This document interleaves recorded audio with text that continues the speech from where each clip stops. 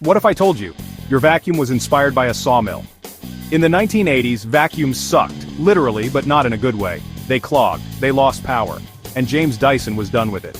He saw a sawmill using cyclonic separation, basically a tornado to suck dust out of the air, and thought, why can't a vacuum do that?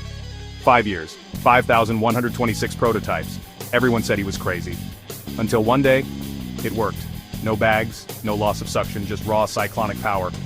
Fast forward, Dyson's a billion-dollar brand. And yeah, he literally changed how we clean. Innovation?